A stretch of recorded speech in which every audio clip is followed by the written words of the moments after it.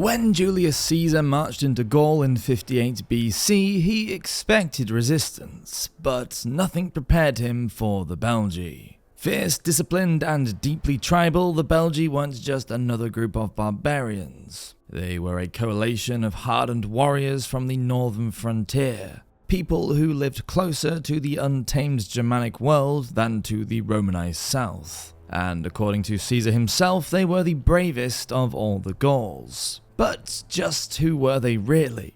The Belgae were not a single tribe, but a confederation of dozens like the Nervi, Eburones, and Atrebates.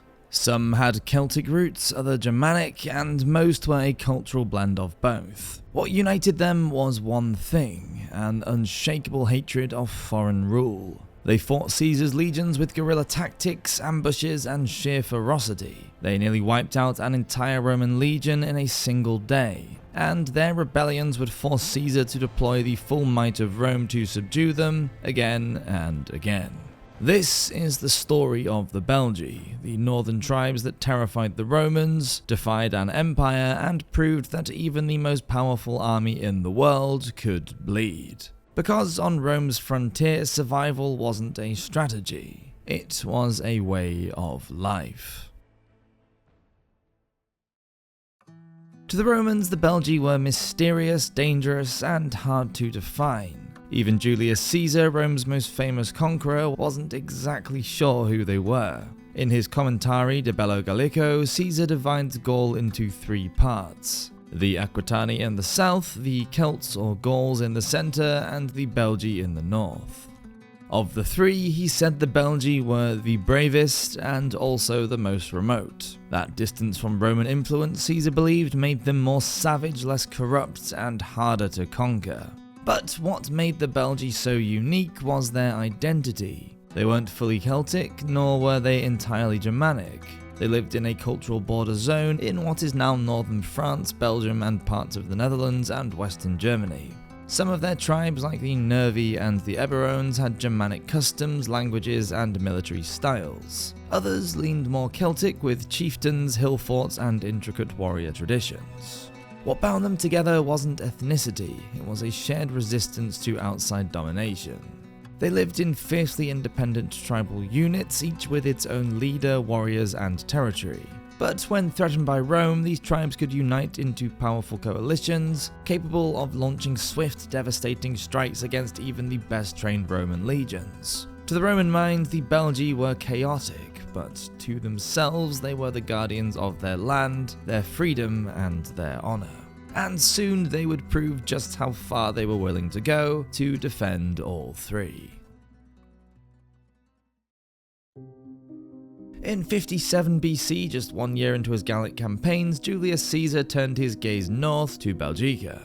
He knew the Belgae were preparing for war. Rumors had reached Roman ears, tribal leaders gathering in secret, stockpiling weapons, calling warriors to arms. The Belgae feared Rome's expansion, and they weren't waiting for Caesar to strike first. A massive tribal alliance was forming. The Nervi, the Atatushi, Eburones, Bellovaci, and others, once rivals, now stood united against a common threat. Caesar responded with speed and precision, marching his legions north to confront the rebellion head-on. The first major clash came at the Battle of the River Sabis, likely the modern-day Samba River. There, Caesar's legions walked straight into an ambush. The Nervi had hidden tens of thousands of warriors in the dense forests and high grasses near the riverbank. As the Romans were setting up camp, the Belgae attacked in a perfectly timed assault, catching the legions completely off guard. For a terrifying moment, it looked like Caesar would suffer total defeat. One Roman legion collapsed under the pressure. Caesar himself had to grab a shield, rally his men, and personally enter the fight. The Nervi fought like men possessed, refusing to retreat even when surrounded and outnumbered. They fought until nearly all of them were dead. According to Caesar, out of 60,000 Nervi warriors, only a few hundred survived. Whether or not that number is accurate, the message was indeed clear. The Belgae didn't fight to win, they fought to resist no matter the cost. And that was just the beginning. Other tribes like the Eburones under King Ambiorix would soon rise in rebellion, and this time they would hit Caesar where it hurt the most. Rome had come to conquer. The Belgae had come to fight for their survival, and they were far from finished. If the Nervi shocked Caesar with their ferocity, the Eburones nearly broke him with their cunning. In 54 BC, after several years of campaigning in Gaul, Caesar believed the worst was behind him. Winter was coming, and he had divided his legions into separate camps across the region to rest and resupply. One of these camps, stationed in Eburonian territory, was commanded by Quintus Titurius Sabinus and Lucius Aurunculeius Cotta. That's when Ambiorix struck. Ambiorix, co-ruler of the Eburones, played the long game.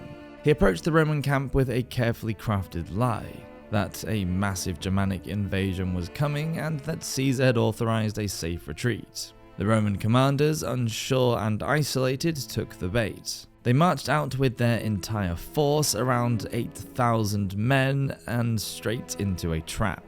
The Eburones ambushed the Roman column in a narrow valley, and what followed was a massacre. Almost the entire Roman force was wiped out, and few survived to tell the tale. For Caesar, it was one of the greatest humiliations of his career. Ambiorix didn't just defeat a legion, he exposed Roman overconfidence. And more rebellions followed. The Nervi regrouped, the Attutusci stirred, across northern Gaul, revolt was in the air. Caesar responded with overwhelming force. He launched a brutal campaign of retaliation, scorched earth tactics, execution, and mass enslavement. The goal was simple: make an example of them. But Ambiorix was never captured. He vanished into the forests, a ghost of resistance that would haunt Roman pride for years to come. The Belgae had proven something terrifying to Rome. They weren't just brave. They were clever, and they knew their land better than any invader ever could. Caesar would eventually write his commentaries as a record of his conquest, but in the forests of the north, Ambiorix became something even more powerful than history. He became legend. The Belgae never conquered Rome.